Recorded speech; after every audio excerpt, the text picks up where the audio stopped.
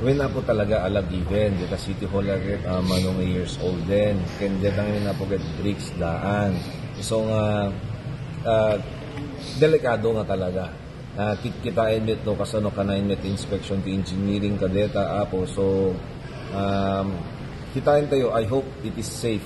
Teko na kung nagsasalitang di engineering hindi nagtugawa, if we spend another or 10 million per annum to the rehabilitate the City Hall, can you see that the City Hall, it will stand another 50 years? Didit question ko. So kunada, haan.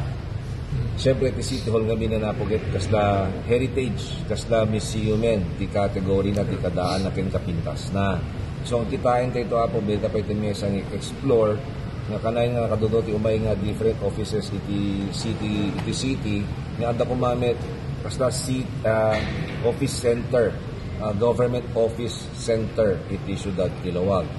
So, kitain mi nalaing at